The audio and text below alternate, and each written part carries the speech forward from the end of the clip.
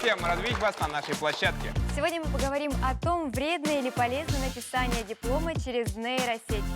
Дорогие друзья, внимание на экран.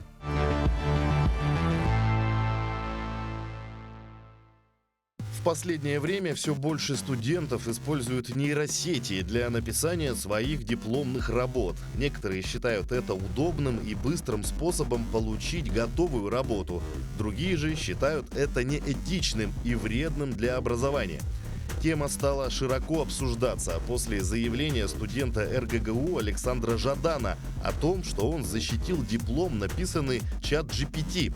По его словам, нейросеть сгенерировала 60 страниц работы, а оригинальность диплома составила более 70%. На первый взгляд, использование нейросетей для написания дипломной работы может показаться хорошей идеей. Это позволяет сэкономить время и усилия, которые нужно потратить на самостоятельную работу. Кроме того, нейросети могут предоставить студентам доступ к большому количеству информации и аналитических данных. Однако есть и другая сторона этой медали. Использование нейросетей для написания дипломной работы может привести к тому, что студенты не будут иметь достаточно знаний и навыков, чтобы успешно работать в своей профессии. Кроме того, это может привести к снижению уровня образования и качества научных исследований. Также стоит учитывать этические аспекты использования нейросетей для написания дипломной работы. Это может быть воспринято как плагиат и нарушение авторских прав. Кроме того, студенты могут не получить необходимых навыков и опыта, которые могут быть полезны в будущей профессиональной деятельности. Написание диплома через нейросеть – вред или благо? И правда ли это может привести к снижению уровня образования и качества научных исследований?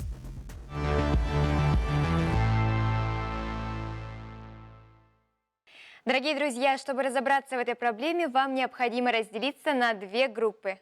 Оптимисты — это те, кто считают, что использование нейросетей для написания дипломной работы может значительно ускорить процесс и повысить его эффективность. Как следствие, будет в дипломных работах меньше воды и больше конкретики. Пессимисты – это те, кто считает, что написание дипломной работы через нейросеть может привести к утрате оригинальности и индивидуального подхода к работе. Дипломная работа должна отражать исследовательские и творческие способности студента. При этом каждая из сторон должна убедить свою оппонирующую сторону в своей правоте. В конце передачи у каждого из вас будет возможность поменять свою точку зрения. Соответственно, оптимист, который убедился в аргументах пессимистов, может перейти к ним. И пессимист, который убедится в верности позиции оптимиста, может перейти на их сторону. Итак, выбираем зоны. Оптимисты будут справа. Пессимисты слева. Делимся. Сегодня в нашей студии собралась молодежь разных возрастов. Это и студенты, и молодые специалисты. Дорогие друзья, пожалуйста, выскажите свое мнение, почему вы сегодня заняли ту или иную позицию. По традиции начнем с стороны оптимистов. Ребята, пожалуйста, какие аргументы в пользу того, что вы заняли позицию оптимистов? Нейросеть будет и дальше развиваться, и плотно у нас укрепляться в нашей жизни. И думаю, это наоборот хорошо, это облегчает работу, и поэтому я за. Хорошо, спасибо, давайте поаплодируем. Пессимисты, пожалуйста. Я считаю, что использование нейросетей именно в дипломной работе это не очень хороший вариант, потому что студент именно сдает свою квалификацию, свою компетенцию в отрасль. А если он будет пользоваться всякими имитационными штуками, да, скажем, какая у него будет оригинальность именно работы и какой специалист выйдет из этого, как он будет развивать экономику страны, республики, и вообще в целом. Еще мнение? Нейросеть облегчает, во-первых, жизнь студентам, сформулировать свои мысли, как-то, не знаю, собраться, что ли, со своими идеями и в итоге уже написать свою работу. Поэтому нейросеть это ни в коем случае неплохо.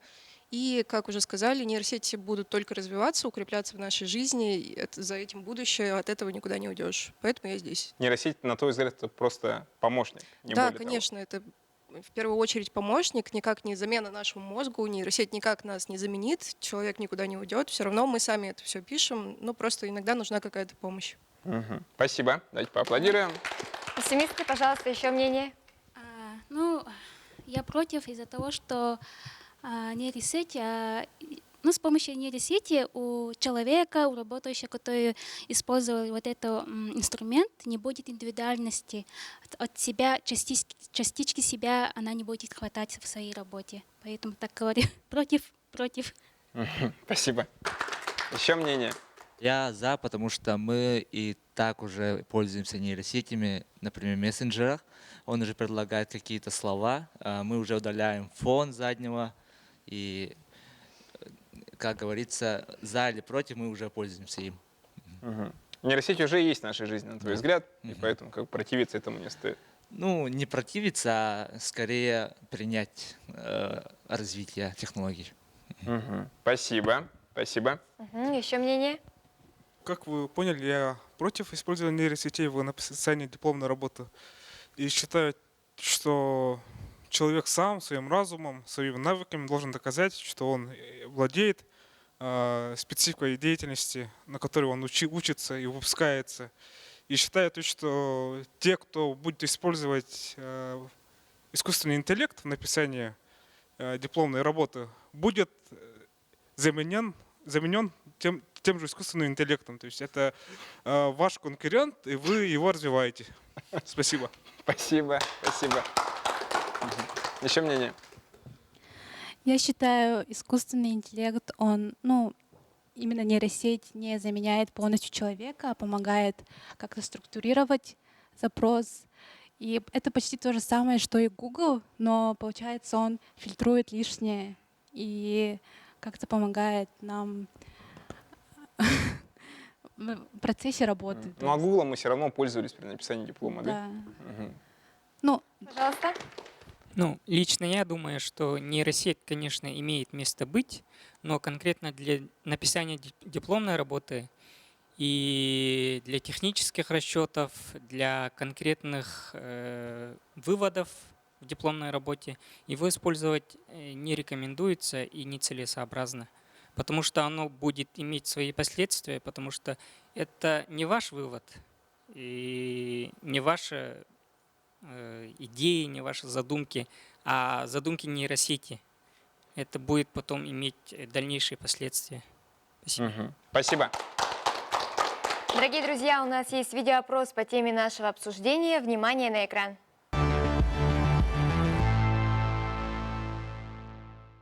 Знаете ли вы, что такое нейросеть? Это какая-то сеть, которая там делает всякие рисунки, фотографии. А как вы относитесь к применению нейросетей при написании дипломной работы? Нормально. Нейтрально. Не нейтрально. А вы бы сами так бы сделали? Нет. Это программа, которая может, например, создать какую-то картину по тексту или, например, мои знакомые делали курсовые через нейросеть. А как вы как раз-таки относитесь к тому, чтобы писать дипломные работы в ВУЗе через нейросеть? Или лучше все-таки самому? Мне кажется, лучше самому все-таки сделать, потому что, чтобы хотя бы в голове что-то было, а то если каждый раз что на все готово, как-то это не очень будет потом под конец. Я давно кончила, уже писала свою работу. А если бы у вас был бы шанс вот сейчас вот так бы сделать, вы бы лучше сами бы сделали или воспользовались бы этой программой? Воспользовалась бы, наверное. Сеть, которая, собственно говоря, посредством изучения той информации, которая находится в интернете, сам обучается, грубо говоря, как интеллект. А как вы относитесь к тому, чтобы, например, в ВУЗе написать дипломную работу с помощью нейросети? Или лучше все-таки самому? Негативно, наверное. Лучше самому. Это не будет отражать знания человека. С помощью нейросетей можно очень много чего полезного сделать. То есть, если она обучена на конкретные задачи, то можно, например, я думаю, все знают. Если честно, полностью она за вас не напишет, это совершенно верно. И человек тоже, то есть оператору самому тоже нужно сдавать правильные настройки, правильные команды для нейросети. Это искусственный интеллект. Можно и самому, но это интересно тоже. По-моему, это запрещено, да? Да, через нейросети нежелательно. Да, но я видела, что пишут. Да. Вот. Эти люди, да, гении. А вы бы сами воспользовались? Не знаю, я люблю статьи писать, я бы сама написала. Зависит от трудности дипломной работы и доступности нейросети.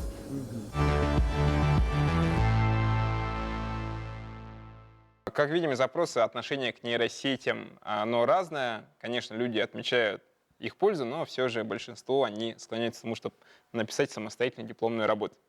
Хотелось бы у вас узнать, дорогие друзья, как вы относитесь, к примеру, выпускника РГГУ, который по его собственному признанию написал диплом через нейросеть и потратил на это меньше суток. Тот самый пример, после которого как бы у нас наша тема сегодня стала широко обсуждаться. Давайте начнем со стороны пессимистов. Парень, конечно, молодец, то, что додумался до такого. Ну, он же как бы первопроходец. С точки зрения креатива, да? Ну да, как креатив, он молодец. Там, ну, как человек закрыл там, дипломную за сутки, да. Я писал 3 месяца или 4, не помню уже. Но это уже как издевательство над образованием, как бы вообще в целом образованности человека и вообще в целом культура образования страны и мира вообще. Вот. Угу. Хорошо. Еще мнение? Этот человек, ну, молодец, он прикольный, очень классный. Ну, хочется отметить также, что он потратил на это очень много времени, потому что он писал именно запросы на английском языке, так как на английском языке результатом намного лучше, чем на русском.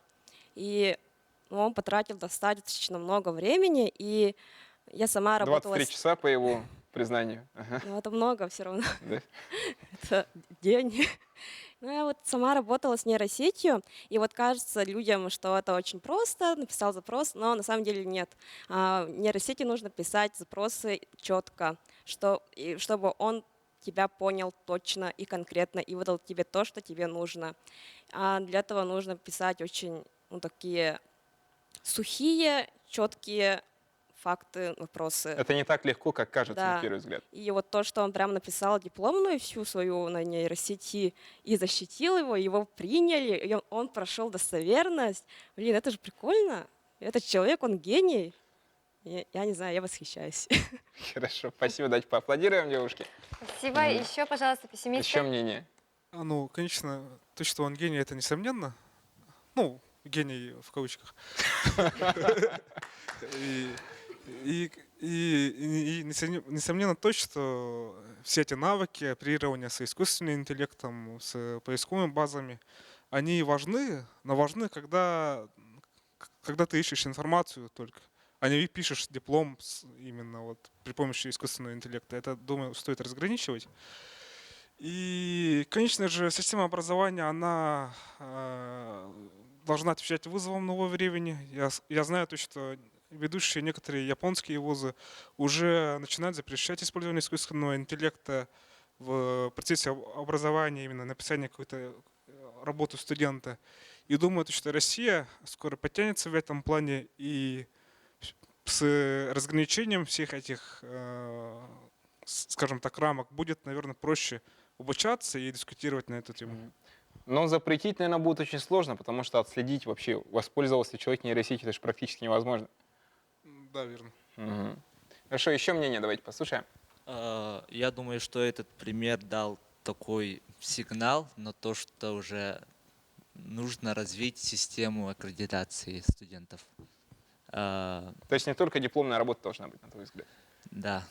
По-моему, уже системе уже надо развиваться, так как уже технологии идут вперед, уже диплом пишется сам, а уже надо предпринимать какие-то действия. Например? Например, уже устно можно даже. Устно можно какие-то вопросы или, например, дать какую-то задачу и на месте же, например, решать. И уже оценивать, каким образом он решает этот вопрос, задачу. Ну, так. Хорошо. Еще мнение, ребят. Ну, я думаю, вот должен быть какая-то часть границы, что за 3 дня же сделал, да? За 3 дня сделал, должен быть какая-то граница, так как ты сдаешь свою специальность, свою квалификацию, и за 3 дня как ты сделаешь за все годы учебы дипломную работу. Поэтому все равно от человека зависит, я думаю, и как относится к своей учебе, к своей профессии, и вот результат. Но это ведь наверняка лучше, чем те люди, которые качают работу буквально за сутки до сдачи диплома и обрабатывают свою работу через специальные программы, чтобы пройти антиплагиат. Согласны с этим? Ну, я, например, свою дипломную работу писала целых 3 года. Целых 3 года писала, изучала, анализировала. У меня моя специальность история, преподаватель истории. И я думаю, все равно придерживаюсь той части, которой должна быть хоть какая-то граница ответственности. Вот. Хорошо, спасибо. Еще мнение? Я думаю, что нейросеть... Ну, этот парень, я его поддерживаю, в частности, потому что, ну, не зря же он обучился все эти года, и то, что он сделал за практически сутки, это, как сказать, это не означает, что он вообще все эти года просто так учился. Он все равно чему-то обучался, и вот хочу поддержать свою коллегу тем, что запросы нужно уметь. Хорошо. Что, поаплодируем друг другу? А какие возможности и риски связаны с использованием нейросетей для написания дипломных работ? Давайте оценим плюсы и минусы.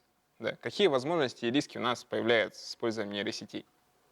Начнем, наверное, со стороны пессимистов. Ну, плюсы, конечно, это человек за сутки сделает свою дипломную работу и дальше пойдет гулять. Скорость. Это, да, во-первых, это как бы неуважение к самому себе. Ты 4 года отучился и как бы так относишься к своему времени. Это твоя молодость, ты должен обучаться, много развиваться, а в это время ты выбираешь какую-то нейронку, пишешь вопросы. Ну, да, конечно, согласен, то, что нельзя просто написать там тему дипломной работы, и чтобы она вот полностью, да, вышла. Как бы. Там надо, да, задавать вопросы правильные, как-то куда-то идти, узкие темы, но все же плюсов тут мало как бы. Ну, плюс в том, что вот человек просто за сутки потратил меньше времени, просто вот за день. А риски в том, что, ну, от начала то, что человек сам себя не уважает, заканчивая тем, что это будет большой минус именно в развитии страны, экономики в целом. Так что тут рисков очень больше, чем плюсов. А вы как считаете? Ну, по поводу того, как вы относитесь к плюсам, это понятно. Какие минусы вы сами видите? Ну, минусы, наверное, то, что нейросеть, он как бы пишет именно такие очень примитивно, ну, как бы объяснить. Ну, в общем, там видно то, что написал робот, а не человек. Это сразу чувствуется, это сразу видно. У него такие часто предложения очень схожи друг с другом. И приходится по несколько раз переделывать, потому что он иногда может давать информацию недостоверную, непроверенную, и поэтому нужно обязательно проверять результат нейросети. Все ли там совпадает, все ли правильно, и исправлять. Как ты считаешь, этично ли вообще использовать нейросеть вот, при написании дипломной работы? Справедливо ли это, вот, допустим, по отношению к тем, кто 3 года пишет свой диплом? Да, это этично, я считаю, это справедливо, потому что, опять же, повторюсь, нейросеть — это наше будущее, оно уже вот пришло в нашу жизнь, и оно будет дальше развиваться, оно уже сейчас развивается. И я считаю, то, что в будущем многие работы будут основаны также на нейросети, то есть будут создаваться и дальше картинки по нейросети, они уже создаются. Это, по-моему, хорошо, потому что это значительно облегчит нашу жизнь. Это как бы будет больше времени именно на что-то другое. Но оно не заменит, конечно, человека, но зато он станет полезным помощником. И как бы, ну и тут я слышала то, что это типа неуважение себя, типа, ну нет, я не считаю, что это неуважение себя. По-моему, это наоборот, ты понимаешь то, что да, ты потратил достаточно много времени по учебе, ну и ты тут такой, ну я могу сохранить себе время и потратить это время на что-то еще более полезное. И как бы не надо говорить то, что нейросеть типа только пишет тексты. Нет, он может найти ресурсы, источники. Ты можешь написать запрос, дай мне список статей по вот этой вот теме. И он найдет и даст ссылки на него, и ты переходишь по ссылкам, читаешь, смотришь. И как бы, например, у человека также возникает такая сложность сформулировать свое мнение, как бы, ну, типа, что есть в голове, но ты не знаешь, как это написать. Ты, допустим, написал, но у тебя все там эмоционально, красочно слишком. У меня вот такое вот прямо часто, у меня прям ночь друг говорит, ты пишешь слишком эмоционально, тебе нужно писать как робот, четко. И вот ты можешь задать, опять же, нейросети, написать свой текст и сказать, ну, там, типа, сделай, типа, чтобы Перефразируй. было, да, перефразируй так, чтобы там не было никаких эмоциональных красок. И он это сделает, и как бы, ну, текст твой, а он просто тебя перефразировал так, исправил. Окей, твоя позиция понятна. Ваша позиция, девушки, как считаете, этично ли это, справедливо ли по отношению к другим? Ну, нейросетью нужно уметь пользоваться. В том смысле, что не надо все скидывать на него. То есть он просто помощник. В этом его плюс. А в минус в том, что некоторые люди просто пользуются им, ну, как, ну, полностью, в общем, например, написать диплом за 3 сутки. А справедливо ли вот это по отношению к тем ребятам, которые с первого курса же бывает, что люди начинают свой диплом писать? Да. Ну, справедливо. Это ваш выбор, скажи. Да, это ваш. Хорошо. Если у меня есть шанс воспользоваться, я воспользуюсь. У тебя какое мнение? Согласна с этим? Да, я тоже согласна, потому что все зависит от человека. Ну, тот, кто умеет, тот и пользуется. Это выбор каждого человека. Да, и соглашусь с тем, что достаточно сложно сделать правильный запрос, чтобы он выдал тебе прям точный объем информации, в которой нуждается человек. Хорошо. Спасибо. А какие последствия может иметь распространение и использование нейросетей для написания вот дипломных работ на образовательную систему в целом? Давайте с сомнений пессимиста, наверное, начнем. Ребят, как вы считаете, как использование нейросетей отразится на образовательной системе? Я не считаю, что... Ну, я готов ответить на этот вопрос, так как я не являюсь специалистом в области образования и преподавательства. Но вот хочу добавить, что, возможно, эту программу смотрят преподаватели, либо люди, связанные с сферой образования. Наверняка. И вот у нас в зале несколько людей, которые замечательно пользуются искусственным интеллектом. Присмотритесь к ним, запомните их лица. Да? И вот предлагаю присмотреться к ним и определить для себя, насколько это полезно и насколько это, возможно, стоит учитывать в будущем при обучении людей. Вот. Хорошо, спасибо. Ваше мнение, как вы считаете, какие последствия будут для образовательной системы? Тут молодой человек говорил вообще о том, что стоит ее менять, но каким образом? Мне кажется, это серьезный толчок к развитию системы образования. Ну, как бы все равно рано или поздно придется что-то улучшать, что-то менять. Все равно с каждым годом все обстоятельства меняются, нам приходится приспосабливаться к новым обстоятельствам буквально каждый день. И система образования ни в коем случае не должна стоять на месте, а только улучшаться и выпускать все более лучших специалистов, которые будут как раз-таки продвигать нашу экономику страны. И мне кажется, систему образования нужно также развивать и контролировать, как и студентов, которые пользуются новыми штучками, чтобы облегчить себе жизнь и как-то двигаться по жизни дальше. Прогресс идет, нужно приспосабливаться. Хорошо, еще мнение? Я думаю, что это может дойти до такой крайности, что человек, выпускник, студент, не будет понимать свою деятельность. То есть нейронка развивается, она будет развиваться, как вы и сказали, да, и дойдет до такого, что вы напишите одну тему, и она уже напишет за вас дипломную работу. И что вы будете знать о ней, что за тема, как раскрывается, что имеется углубленное исследование. Это может дойти до такого. И, конечно, система образования должна это уже учитывать. И уже при сдаче дипломной работы создается комиссия, и члены комиссии каждый задает вопросы. То есть студент, если он написал уже на нейронке и не имеет понятия о своей дипломной работе, он не сможет оперативно ответить на вопрос. Тут дополнение еще какое-то есть? Ну да. Можно сказать то, что вот когда сдают дипломы, ребята, они написали, допустим, на нейронке, да?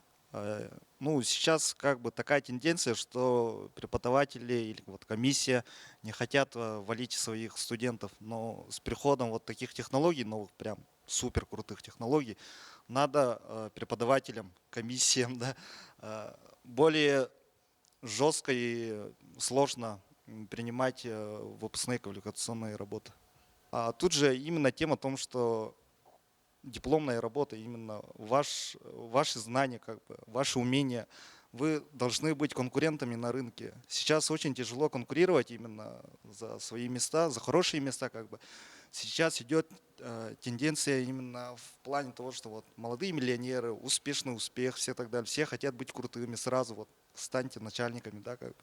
Но вы должны соответствовать этому уровню и как бы быть сами образованными и в реальной жизни, в полевых условиях доказать свои знания, умения и как-то находчивость свою.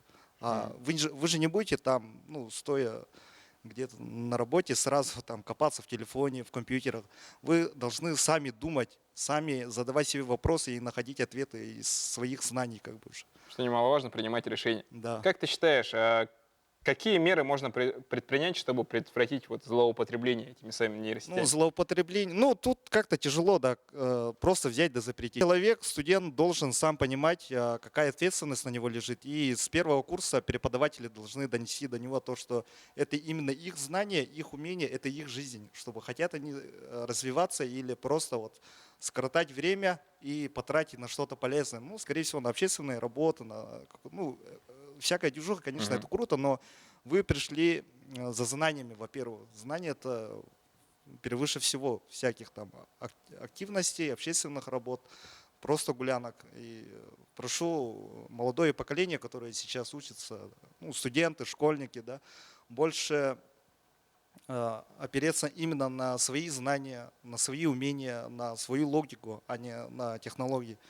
Как вы считаете, а вообще возможно ли то, что человек может злоупотреблять нейросетями? Или это всегда благо, на ваш взгляд? Мне кажется, злоупотребление нейросетями — это какой-то очень растянутый какой-то термин, потому что как ее можно злоупотребить? Она тебя никак не заменит. Все равно ты как бы мозг, который думает и опирается на нейросеть, чтобы получить какую-то информацию, какую-то новую мысль, как раз-таки ее заново обдумать, получить какой-то новый инсайт. Но это, наверное, касаемо уже взрослых, сформировавшихся личностей. Ну, конечно, потому допустим, что... дети, как ты считаешь, они в полной мере сознают? Дети, конечно, нет. Мне кажется, ну, как кажется, те же социальные сети, использование интернета без, как сказать, без регуляции какой-то родителями или системой образования или еще кем-то, это, конечно, очень плохо. В интернете и в нейросетях, в социальных сетях везде есть много информации, которая не предназначена для детей. И, конечно же, они должны учиться сами вот этот период до 11 класса, до 18 лет. Мозг формируется до 25 лет вроде, но до 18 это вот программа образования, которую в любом случае нужно Ты пройти. за то, чтобы запретить использовать нейросети до 18 лет? Нет, я за то, чтобы внимательно следить за детьми, которые используют нейросети в целях улучшения своих оценок и обучения. Но в первую очередь ребенок должен думать сам, но для развлечения почему нет? То есть это ответственность родителей, касаемо детей? Да, родителей, учителей, сверстников тоже. Ну, почему бы и не сказать своему другу, типа, эй, ты подготовься сам, давай, они нейросеть используй, типа, что? У нас родители, наверное, зачастую не понимают, что такое нейросеть. Мне кажется, уже прекрасно понимают. Родители тоже уже давным-давно в теме, тоже используют и социальные сети, и нейросети, наверное, тоже.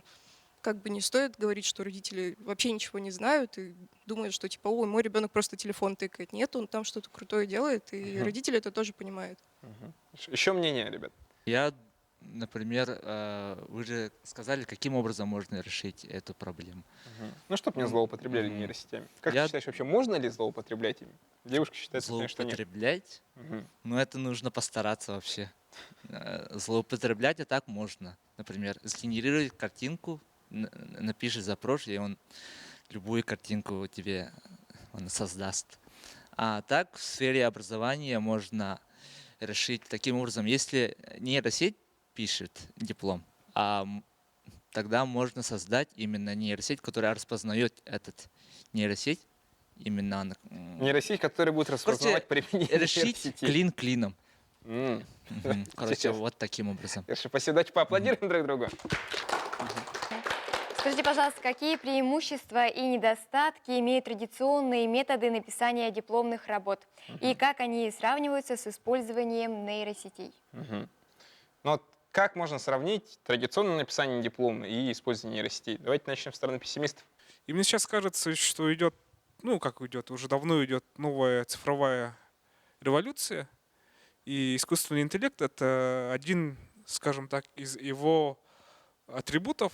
То есть жизнь меняется, общество меняется, и пока вот довольно сложно сказать, что искусственный интеллект может так примерно изменить, но тенденции они видны. То есть с плохой стороны это он может заместить умственную деятельность студента, с хорошей стороны он может быть таким своего рода карманным помощником по поиску библиографии, по компоновке текста. Но это все тоже требует каких-то навыков. И, во-первых, еще не то чтобы навыков, а каких-то нравственных ценностей. Человеку должно быть стыдно выдавать деятельность искусственного интеллекта за свою. И именно это, я думаю, нужно как-то развивать. Ну, то есть, на твой взгляд, в любом случае, использование нейросети сейчас обесценивает чьи-то там интеллектуальные труды? Ну, в целом, искусственный интеллект, как прогнозируют к 2030 году, он заместит до 30% рынка рабочего.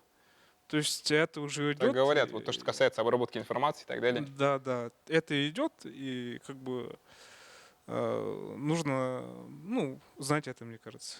Угу. Хорошо, еще мнения есть какие? Самый большой недостаток из-за того, что вот, а как же практика? У вас же все равно практические навыки же должны быть, и практические навыки должны все равно высказать в своей дипломной работе. Неважно, вот теоретическая часть, какая-то часть можно, вот некоторые вот девочки сказали, как вспомогательные, можно же использовать, да? Тот студент, который говорит, да, за 3 дня, да, сделать, да. За 3 дня сделал свою. Как он высказал свою практическую часть дипломной работы? Вот в чем проблема. И помимо этого еще один минус в том, что насчет этого. Был у меня случай в проекте своем. Я по конкурсу цифровых художников. По теме зимы участники направляли нам цифровые рисунки. Вот недавно, да, на фестивале Муссестар? Муссестар участвовали, да. И был такой участник, который по окончании за 5 секунд дедлайна отправил свою через нейросеть арт и участвовать с этими участниками. Где справедливость? Вот несправедливо же, от человека должен зависеть. Человек должен учитывать свои способности, во-первых, и знать свои границы. Вы согласны с мнением своих оппонентов? Что можете сказать-то? Я думаю, что слишком много теории — это тоже плохо. То есть должно быть больше практики, чтобы студент мог описать, что он делал, как он учился. В общем, например, теорию, да, нейросетью пользуются только потому, что от нас требуют слишком много страниц теории, одна и та же информация постоянная получается. Но в дипломной работе сейчас какие требования? 50% теории должно быть, правильно? 50% да, практики. Очень много теории, которая повторяется, и его лучше найти через нейросеть, так быстрее будет, наверное, все равно. А вот практику все равно нейросеть не напишет, что ты делала все это время. Мы же проходим практику, и мы описываем, как все это проходило, получается. Нейросеть это все равно не сможет выдать, поэтому должно быть больше практики, наверное, чем теории. Угу. Хорошо, еще какие есть мнения? Сейчас нужны более гибкие люди, прям более очень быстрые, быстро приспосабливаются, которые идут много со временем. Вот для этих людей двери все открыты. И поэтому человек должен уметь приспосабливаться, должен уметь правильно использовать свои знания, экономить свое время и пользоваться новыми технологиями. Ну что, дорогие друзья, очень у нас интересная была дискуссия. Посмотрели на проблему с разных сторон. У нас наступил тот самый момент истины, когда нужно уже подводить заключительную черту и определиться окончательно свои мнения, окончательно свои позиции. Соответственно, оптимист, который убедился в аргументах пессимистов, может перейти к ним. И также наоборот, если пессимисты убедились в позиции оптимистов, можете перейти на их сторону. Угу. Ну что, окончательно определимся своей точкой зрения, и можно будет совершить переход на счет 3. Давайте. 1, 2, 3. Все остались при своих мнениях, но мы мнения друг друга уважаем, поэтому давайте друг другу поаплодируем. В том числе по традиции нашей передачи мы всегда отмечаем лучшего участника. Сегодня, так сказать, героем у нас выступил замечательный диплом неназванного человека, но вместе с редакторской группой мы посовещались и решили отметить лучшего участника, это вот девушку со стороны оптимистов. Давай мы попросим тебя подняться сюда. Вместе с редакторской командой мы подготовили небольшой презент. Это биография нашего первого президента Михаила Ефимовича Николаева, которая написана заведующим кафедрой журналистики филфака СУФУ Олегом Сидоровым. Давайте под ваши аплодисменты вручим нашей победительнице. Желаем тебе удачи при защите диплома. Пожалуйста, представься, немного расскажи о себе. Меня зовут Карина, я студентка 4-го курса, учусь на реклама и связь с общественностью СУФУ. Значит, в этом году я уже оканчиваю, дипломную я написала. Спасибо за такой подарок. Была очень интересная тема, мне все понравилось. Сейчас мы приглашаем вас всех подняться к нам на наш подиум, для того, чтобы мы еще могли пообщаться немного друг с другом, ну и, так сказать, подвести общие итоги.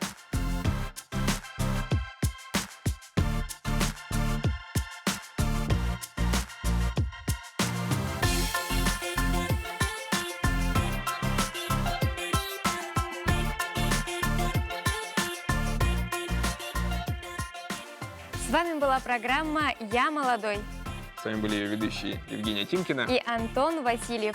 Будем развиваться вместе. на благо себя и родной республики. Всем пока!